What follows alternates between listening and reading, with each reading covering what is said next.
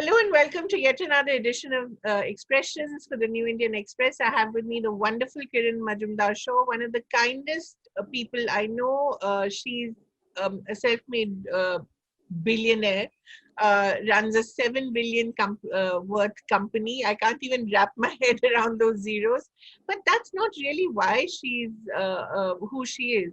She speaks her mind. She stands up for what she believes in. She has tremendous kindness and tremendous love for people. And she really is an all-out superstar. One of the most wonderful people I've ever come across. Thank you so much. And I'm so happy you've got the post-COVID glow, right? You're looking wonderful, but I know that you've just come out from battling COVID, and it's either got frightened and run away, or you've been doing something really right. So talk about how it was to actually, get the disease. I mean, quite scary. So, Kaveri, thanks for those very kind and generous remarks. And, I also think so much of you because you're such a wonderful person. So, this sounds like a Mutual. society. But anyway, let me start by saying that, there is a fear in everyone's mind about COVID. And I, for one, as a scientist, as someone who understands what this disease is all about, because of course we are, learning as we speak. I mean, this is a disease that people have not understood at the early stages, and then they started understanding what the disease was doing. And now, of course, we have a much deeper understanding of the mechanism of this disease and how it works and how there are two phases of this disease, etc., etc. So I'll actually talk about it a little later. Yeah. But to your question, I think when I tested positive, the first thing in my mind was, don't panic, be fearful. After all, you have understood what this disease is about. Right. Treat this disease in a scientific manner and see if you can overcome this disease through this kind of a scientific rationale, and then you'll feel much stronger. Right. Therefore, the first thing I did was I wanted to share the fact that I tested positive. I know there's so much stigma, associated with this disease. I know of really sad cases where anyone who tests positive is shunned by their neighbors, by their communities. They don't even want to them to live in their homes. Right. And they don't even want to provide services to their home and things like that. It's shocking. I felt that, since I'm an influencer, I should say that I tested positive. And then once I overcame the virus, obviously I wanted to share my experience so that I allay the fears of people in terms of testing positive and, dealing with the disease. So my experience, of course, was a mild bout of the disease. It wasn't something that you hear about in many of these reports. I basically, when I tested positive, I wanted to see whether I had high viral load or, moderate viral load or low viral load. I was in that moderate category, but I knew that that was just the starting of the replication stage when I tested positive. So I knew that I could actually increase the viral load in a few days because it replicates. The fact that I didn't have a very high temperature, I knew it sort of gave me an advantage. And then what I did was I started basically monitoring my oxygen levels and my inflammatory markers. Because just to explain to you, Kaveri, this disease has two phases. The first phase is the viral phase, okay, where your body is actually fighting the virus. And in 80% of our population, it will just end with the first phase, like it happened in my case. So your body fights the virus and out goes the virus and you're back to normal. Okay? Right. But for 20% of people, for some reason, this virus also elicits a hyperimmune response, which is the start of complications. And that response that the body gives in these 20% of people can spiral out of control. So initially, when the this response happens, your own T cells start basically triggering the cytokine response. Cytokines, in a very layperson speak, is that the body starts producing poison darts Right. to really attack an invader. Right. In this case, it starts attacking your own cells. Right.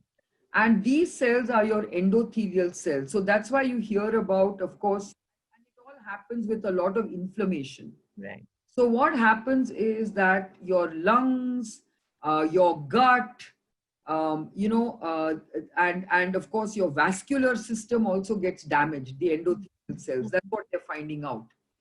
And once that happens, it starts inflaming and causing, say, like for instance, vascular damage causes microclots and embolism, which is very life-threatening. Right.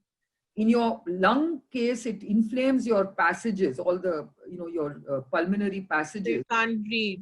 And so your oxygen intake gets much lower. Right. Right. And then in your gut, you get sort of diarrhea and, those kind of problems.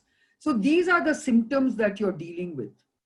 Now, all this time, I think most clinicians were only treating the symptoms and not the cause. Right. You had breathing difficulty or hypoxia or lower oxygen saturation levels, they were giving you more oxygen. Yeah. Now, that's not going to solve the problem. That's Right. aggravated further. Yeah.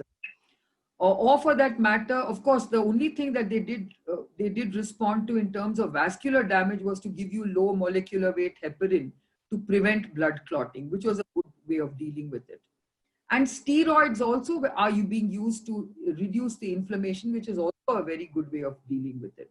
So I think we are learning so much about this disease that it's important for us to know how to deal with the disease. Now, we've had a little bit of a setback on the vaccine. Yeah.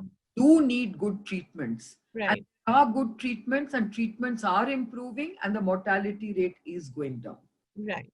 We ourselves have a repurposed drug, which is actually bang on in terms of addressing this disease when it spirals out of control. That is that itolizumab. Itolizumab, yes. Right. But did you get to use it? Did you use it at any point? Or I didn't have to use it because I didn't go beyond you the didn't go beyond that. phase, Right. But actually, this drug is now has benefited over 1,000 patients. Wow. Close to 2,000 patients, in fact, have started using this drug.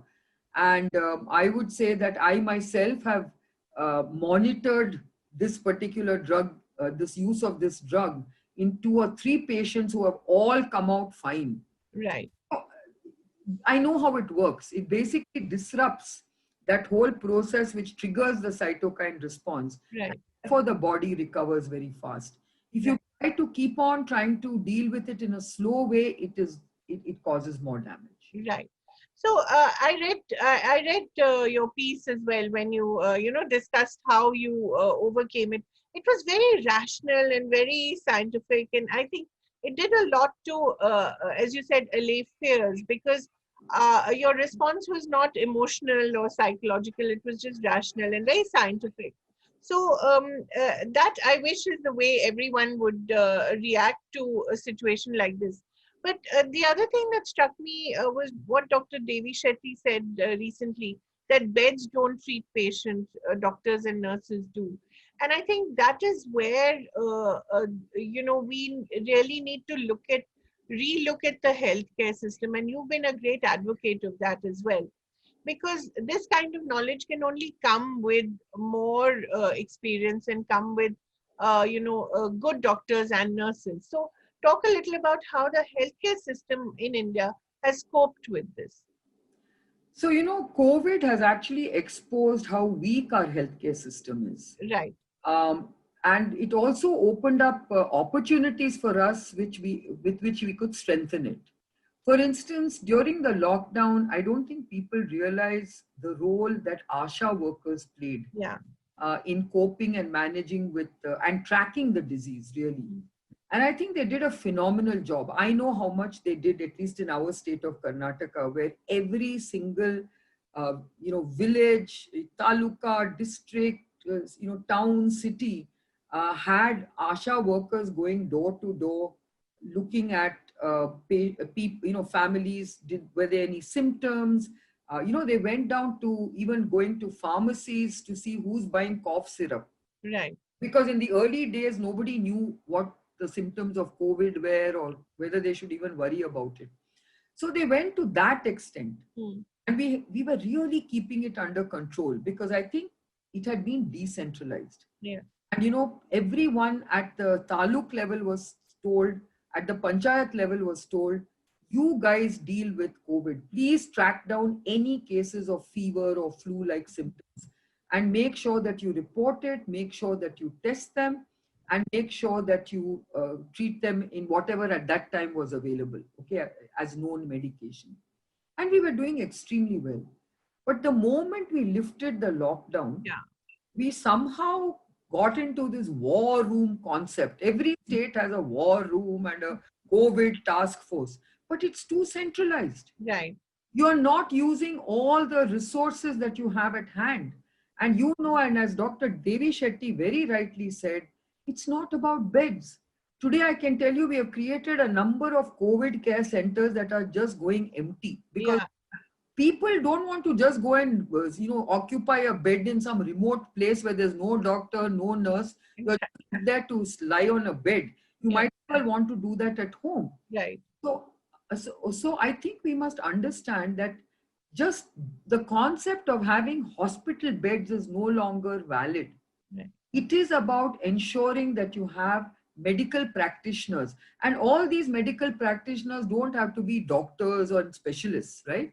You need to have nurse practitioners. You can actually skill the ASHA workers to be much more highly skilled and deliver on various aspects of healthcare. Then Dr. Devi Shetty, at that point when we were having this huge crisis, actually made a very good suggestion. He said, we've got 100,000 nurses who are ready to be graduated, but just because they can't sit for their final exams, can actually make use of them. Actually go to all our COVID hospitals and work there and say that after 6 months of working, you'll automatically get your certificates. Absolutely. The MBBS doctors who had to finish their final exam are in the same plight. Right. Why are we not using it? What is this fetish we have for one written exam? Exactly. So it is crazy. When we think about our education policy, these are the things we need to think about. We are getting too fixated in old ways of thinking about education. Right. The best kind of education is this, this experience, this practical, experiential learning. Yeah. Experiential learning is the best form of education. And that's what we should be looking at. So I just think we've lost a big opportunity, but it's still not too late because look at the rising numbers. And people are struggling. People have almost thrown up their hands. And I don't think this is about politicians trying to solve the problem. It is not even about bureaucrats trying to solve the problem. It must involve experts and right experts.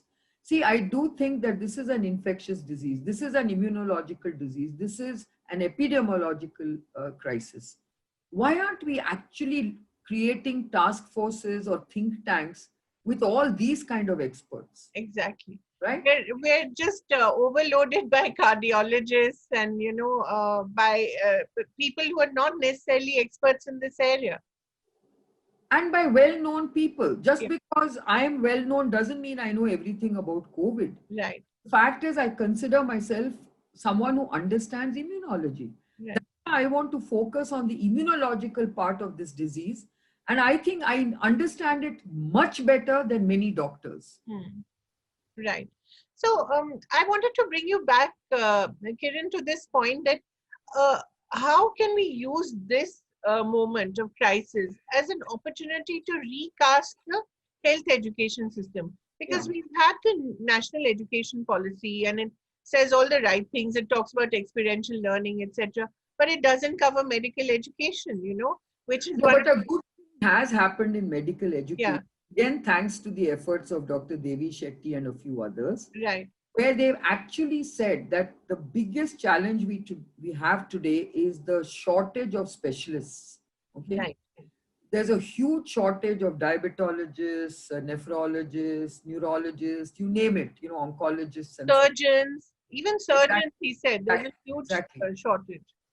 And the reason is that our whole medical education is skewed in terms of graduating, 50,000 MBBS doctors a year, Yeah, 15,000 specialists a year.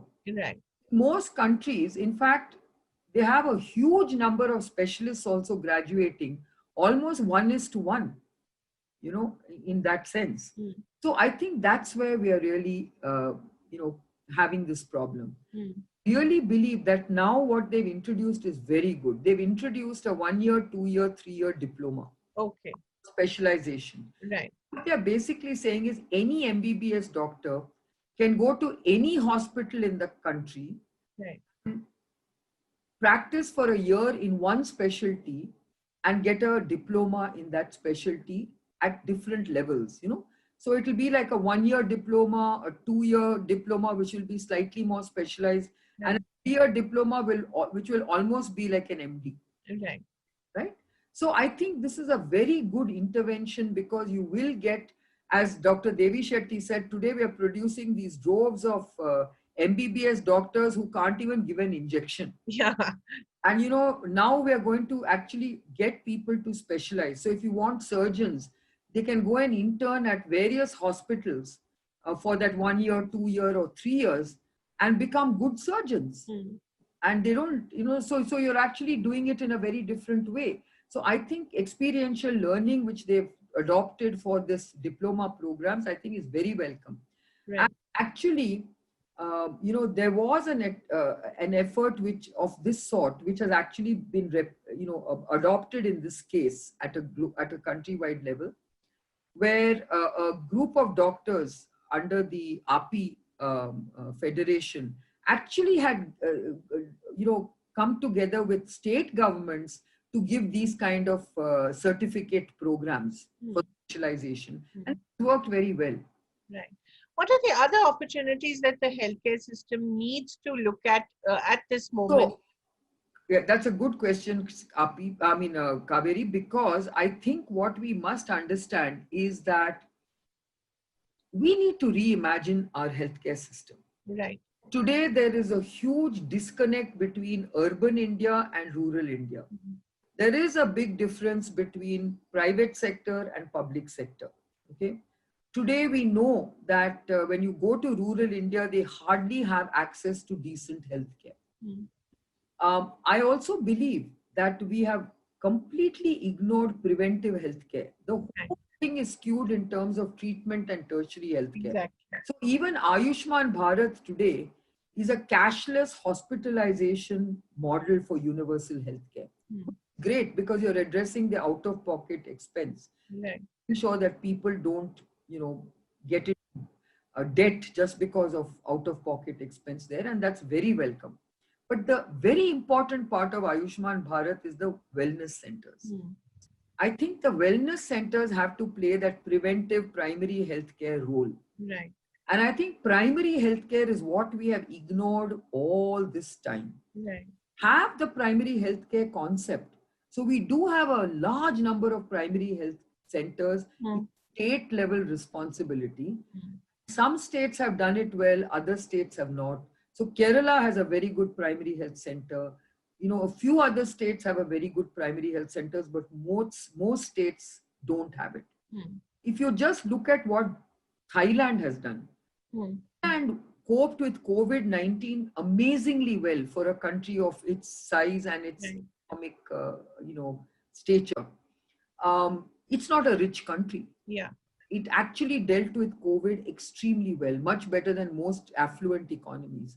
And the single reason ascribed was because it has such an amazing primary healthcare network. Right. They were able to use the primary healthcare centers to actually control COVID at the rural level very effectively. That's what we need. Right. But we have neglected our primary healthcare sector. Yes. And I think we can leapfrog there using technology. Right. And I think that's what we need to do. We need to have digital primary healthcare centers, because the first point of importance in any universal healthcare is diagnostics and diagnosis. The moment you diagnose, you are armed with information that allows you to get better outcome. Right. It's not, so that is where it starts with. And today, if you go to most villages, they only do it with a stethoscope. Yes. Hardly have a diagnostic Yeah. lab, right? And that's what you need to do. And then we also have the added opportunity to combine Ayurveda with allopathy. Yes. I think we should look at that much more seriously than we've been doing in the past. You know that you've got very successful companies like the Himalaya drugs and these Daburs and the Zandus and others. I know many of us use, Kanthil for our sore throat. No, and you said you used Chyawanprash, and that was one of the things that helped you. So I think these are not something to be, laughed at. Of course, yeah. They have good use, but we need to get science into this. Yes. And that's where technology again plays a very important role. I'm sure if you use AI and data analytics, you actually can develop really good phytopharmaceuticals or Ayurvedic medicines. And what tremendous opportunities it will have, what job opportunities, what, tremendous employment. Look at the kickstart that it can give to the economy. Yeah. So why are we not thinking along these lines when we have people like you who are giving such prescriptions that are so valid and workable? Why do we have a 23.9% decline in GDP? Why can't we do something about these things? This is I think that question is better posed to the finance ministry. That is true, but really, does your heart not break at the kind of job losses that you've seen around you? The fact that we haven't had adequate social security, we've not been able to put money in the hands of people who need them, and then we expect the economy to recover. It cannot happen. See, what really sort of disappoints me, I would say, is that instead of actually looking at healthcare investment, which is really the need of the hour, and especially this pandemic has, exposed the ugly underbelly of what has not been done in healthcare. All over the world, not just here, but especially also here. In India, we've seen what it has done to us. And we have also looked at many, many opportunities in the agricultural sector, the healthcare sector, the digital sector. And yet the only thing the government keeps wanting to do is to, suddenly give some dole outs for the festive season. Exactly. This is all temporary, spending responses you're going to get. What is the sustainable solution? And like what you said, I think there are a number of sustainable interventions which they're not even looking at. I've been saying, look, this is a time to bring about huge regulatory reforms. This is a time to deliver on a lot of things the Prime Minister initially talked about. The minimum government, maximum governance. The regulatory reforms that we can bring in can really ease up the business environment, okay? Let's not kid ourselves by moving a few ranks in the business, ease of doing business, and pat ourselves on the back, because it's far from the truth, okay? Because just because we announce bankruptcy codes and this code and that code, you go up the ranking. But doing business in India is so tough because the kind of compliance requirements is enormous. No other country imposes this. So this is a time for us to get rid of half the regulations. If you're going to have transparency and trackability on a digital platform where you have online submissions of any compliance requirements, then why do you want all these compliances? You can do away with most of them and just fix on the very few that are really required to be tracked. But instead of that, what are we doing? We're just cut and pasting hard the sort of the physical compliance requirements to a virtual compliance requirement. That is not regulatory reforms. So I think we need to look at that. And this doesn't cost you money. Exactly. Right? So I'm saying today, let's not get into fiscal incentives which involve money. It's not going to happen because we really have a problem. But we have an opportunity which is cashless, which is a regulatory opportunity, which can actually bring a lot of feel-good factor into industry, into investment, into investors. The second most important thing is on the policies themselves. I think most people complain that India doesn't have stable and predictable policies. Right. If you can actually address those kind of issues, I think you can actually kickstart the economy a lot better. And I think this is also a time to look at GST as a single slab. Right. That is also the unpredictability and the instability that people are worried about. One moment the GST is 28%, next moment it is 18%, then somebody else pushes you, it might make it 12%. This kind of flip-flopping of the GST level itself is very worrying to many investors. You should go in boldly with one GST, whether it's 18%, 15%, somebody's even suggested 12%, work it out. Right. This is the stimulus package you need. And it's not this business of, oh, we will lose so much GST by bringing down the GST. You're not getting any GST at the higher levels. Right. To bring it down, at least you'll get something. That's the way to think about it. I think the babus in our finance ministry have a very, microscopic way of thinking, and they don't think out of the box. Right. The other issue that COVID sort of brought us face to face with was the informal economy. And suddenly we realized that, oh my God, these are people who work for us, with us. They build our cities, they build our homes, they service us. And, where were they, for so many years? And we suddenly saw them out there. Nothing has been done to actually shore up the informal economy. And I wonder the impact on the villages when these migrants have gone back. And I wonder how many of them will return, and how will this informal economy shape up? See, I think these are very important questions you're asking, Kaveri. I, for one, believe that the informal economy will come back to their former jobs, because I think, let's face it, our villages and our rural heartland can't support so many jobs. Those jobs are really in the, the agricultural sector, and there might be some infrastructure development opportunities for them. But by and large, the kind of things they do in the cities is not a job they can do in the villages. Right. So I think they will come back. Okay. But I think what we need to do for them is to give them social security. Yes. I think that's something which we've ignored. This is an opportunity. When we do it is a big question mark, but certainly we need to do that. And I think as soon as we start climbing out of COVID is a time to re-look at this whole informal sector in a very different way. Right. What can we do about it? You've suggested the wage labor fund, and you've suggested protection of salaries fund as well.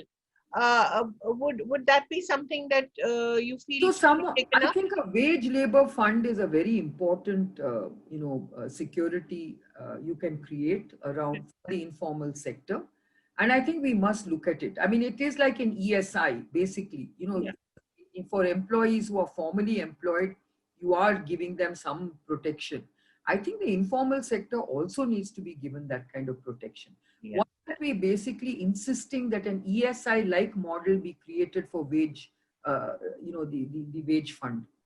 I think that they must be able to have access to some, financial support at times like this, or when they lose a job for no fault of their own.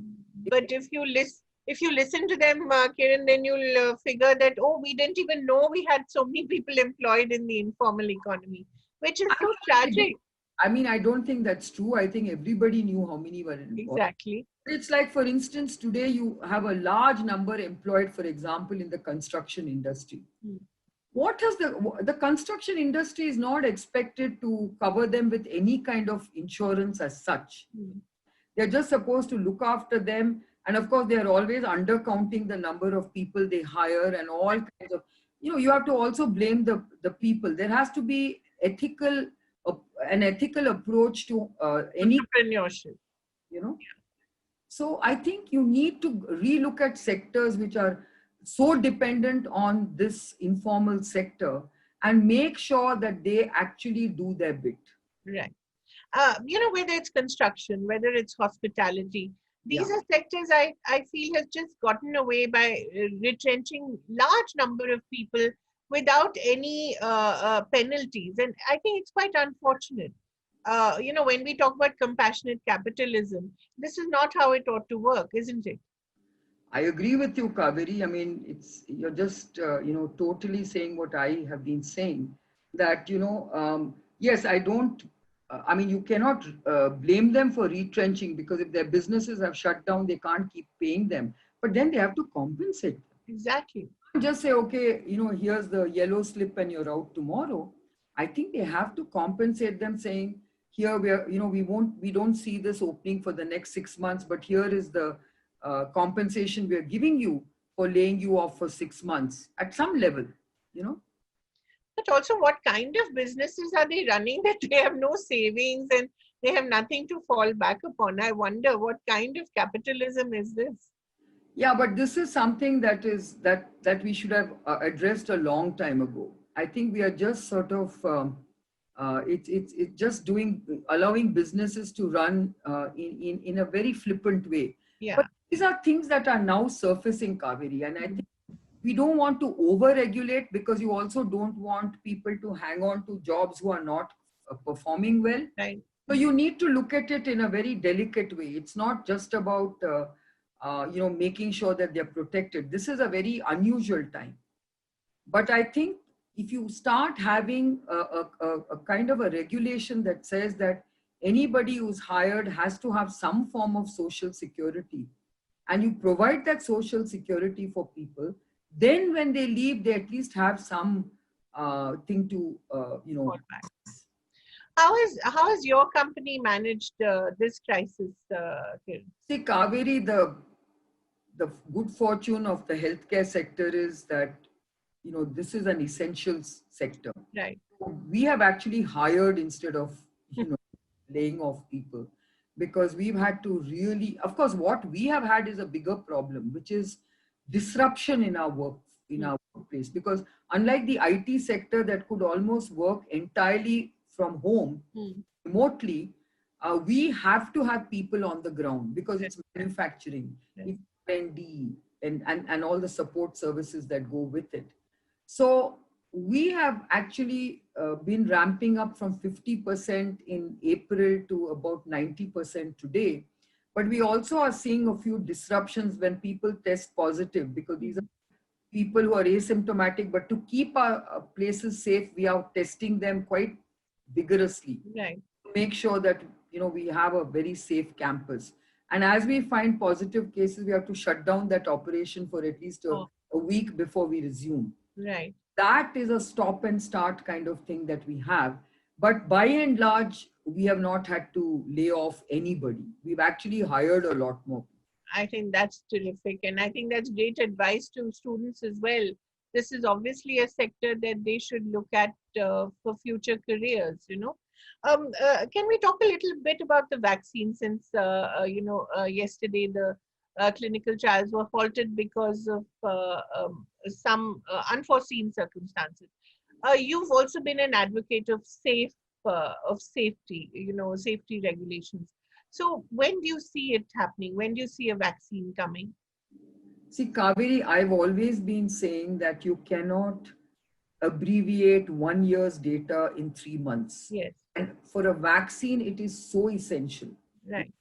I can understand accelerated approval for a cancer drug that is suddenly showing a lot of promise in, curing certain kinds of cancers. You might abbreviate it, okay? Because it's an unmet need. It's a huge problem, and there's nothing else. So you're basically saying, okay, if it's showing promise, let's give it accelerated approval. But remember, this is about treating an illness. Yeah. A vaccine actually immunizes healthy people. Right. So you're basically immunizing someone who's absolutely healthy, right, and hoping that you protect them against the virus. right. In order to do that, you have to have a lot of safety data and a lot of efficacy data. And you want to have data on durability of response, means how long is it going to protect you for? Right.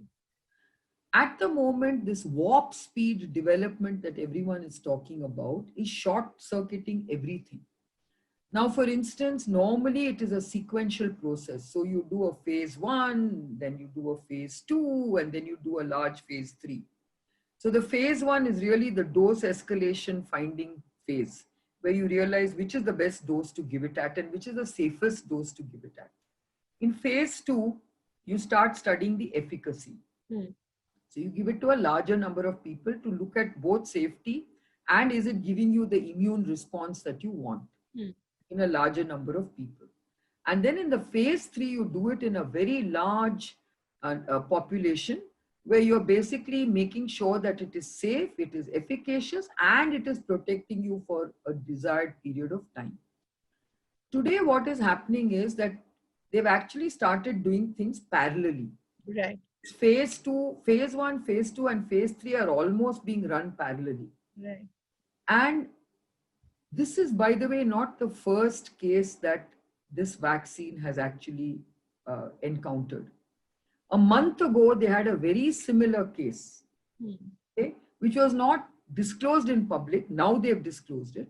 But a month ago, they had a very similar neurological problem, which appears to be the same problem, which is called transverse myelitis, right, which is, in very simple terms, it's the inflammation of your spinal cord. Now that's quite scary. That's serious. Which means that it could basically paralyze you and it could do many serious adverse events. This was seen in a patient 1 month ago. Okay. The safety monitoring board looked at that patient and felt it was transient and they could move on. Right. This volunteer who has now shown similar transverse myelitis apparently has a more serious condition. Right. And so they feel that they will resolve it. But the question to be asked is, this transverse myelitis is just nothing but another term for GBS, that Guillain-Barré syndrome. Right. If you remember, was a very serious problem in the H1N1 vaccine. Right. It had to be withdrawn. And if this is the same thing, which was seen in many people, and many died also as a result of that, right, in that vaccine, and that also was an adenovirus vaccine. So the question begs to be answered, which is this a safe vaccine? Yeah. If you're already seeing it in 2 patients, and now you haven't even started the bigger trial, and this happened, I understand, to patients in the US, how are you going to track these cases in other parts of the world? Right. So I think AstraZeneca has a lot of explanation to do, and it is suddenly put the fear back into the vaccine program. Right. I think we need to look at other adenovirus vaccine programs to see have they seen any such problems, right, which they had overlooked. These are the kind of questions you'll have to ask. So a vaccine has to be studied for a long time for safety. Right. Now, I'm asking you this question, even if AstraZeneca says, look, we've resolved the problem and we're going back to our trials, even if it is approved a year later or 6 months later or whenever, I think a lot of people will ask that question as to, do I want to take that vaccine? Exactly. Whatever happens to me. Yeah. Right? So that is why you have to be very careful not to have hubris in vaccine development. That is why there are no shortcuts in vaccine development. You should not rush vaccine development. And I think it's for the safety of the people across the world that we go through the process. I, for one, believe that we will get safe vaccines, but we cannot rush them. Right. This is different from the one that is being developed by the Serum Institute, or is this the same? It's the same. So we have to, their claims have to be looked at a little, with a little bit of care. Well, they have been served a show cause notice. Yeah. They yesterday, in my view, should not have, made a statement which they made. In my view, they also should have said that in view of the AstraZeneca vaccine program being put on hold. We are also putting our program on hold until we understand what the problem is. But instead of that, they said we are not putting it on hold, Right. because it's a different trial. And of course, the drugs controller have sent them a show cause notice saying, why are you not putting your trial on hold? And I think you should put such trials on hold. Right. So What this is about the science. Yes. This is not just about doing a trial. Yeah. What about BIOCON? Are you involved in any efforts to develop a vaccine? We are only supporting vaccine development because our company Syngene is actually supporting many of the vaccine developers around the world in providing them with a lot of um, analytical support, assay support. We have very good understanding of measuring antibodies, measuring T cells. We have all these panels set up. And we can also do a lot of characterization of the spike protein, the receptor binding domain, and we have developed some very high-end assays for all this kind of work in vaccines. So there's a lot of global networking happening in this area, where a lot of global cooperation is happening. So at some point, something will emerge. Yes. I'm very hopeful that we will get safe vaccines, but not by the end of the year. Right. If you do get a vaccine approved by the end of the year, I would be very skeptical of using such vaccines before I get more data. Right. The other thing I wanted to quickly go back to was the whole idea that you had of preventive medicine. Now, one of the reasons I think that you also, recovered so quickly, thank God, is also because you built your immune system over the years with yoga, walking, the right diet, etc. So, as you said, this is again a great opportunity for the idea of Indian wellness, yoga, Ayurveda. These are things that are so intrinsic to us, and yet we don't seem to appreciate them. How can we make this a more serious business? I think it's very important to focus on health and wellness. I think yoga and eating right and the kind of various nutritional options we have in India is really something no other part of the world has the Absolutely access to, right. and we must take full advantage of that. And yes, I think the government to be very fair, has been putting a lot of focus. But I think we should take um, the shallow part out of it, and we should focus on the seriousness of these opportunities. Yeah. Of course, yoga is something which, of course, our Prime Minister has brought a lot of focus on, which is very good.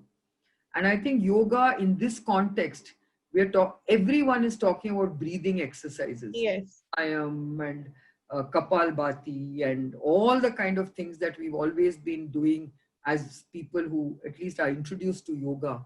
I think we have to make it almost like in schools. Absolutely. Why don't we actually, like we used to have PT, why can't we make yoga as an essential part of exercise, wellness? So I think it should start from schools, Kaveri. In schools, if we focus on nutrition, if we focus on breathing exercises, yoga, etc., it will really augur well for us. The national education policy does talk about new subjects like organic living, and it also talks about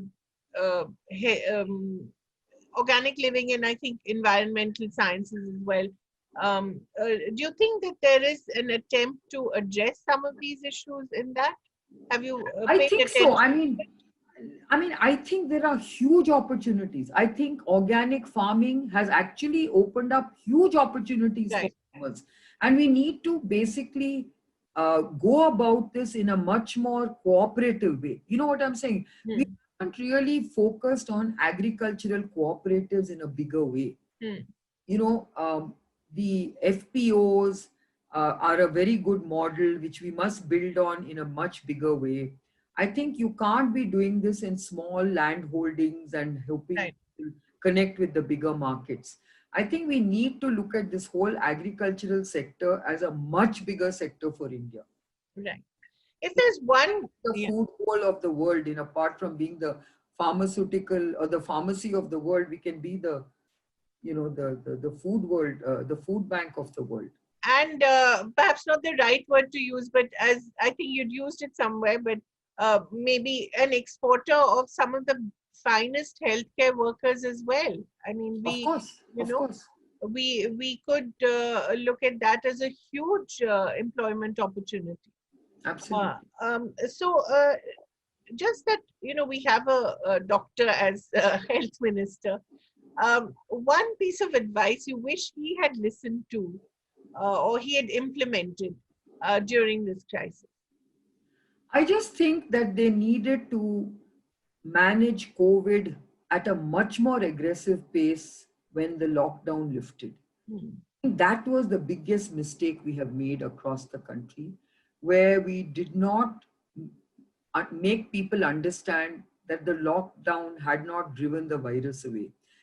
Basically the way it was communicated is we need this long lockdown because we need to get rid of the virus. And most people's understanding was that when the lockdown was lifted, we have chased away the virus and everything is safe now.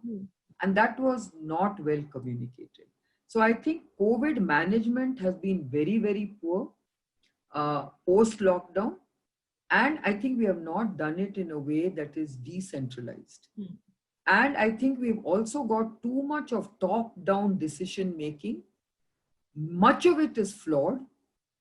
And I think we should actually be willing to let different groups around the country come up with their own models and own thinking, and whatever is working, there should be cross-learning. It is not about one ICMR telling you what to do, but we should have had many state health departments figuring out different models, sharing it through ICMR and letting people do what they want. Right. And one piece of advice for our finance minister? I really think we need to look at the economy by removing the regulatory cholesterol and by having much more pragmatic and predictable policies. I think that's what is the order of the day. And I really think it's not about just money. It's about doing a lot of these non-financial things right. Thank you so much, Kiran Mazumdar-Shaw. You've been an absolute gem, and thank you for all the information and all the enlightenment. Thank you very much. Thank you. Thank you. May you have the best of health. Thank you, and you too. Thank you.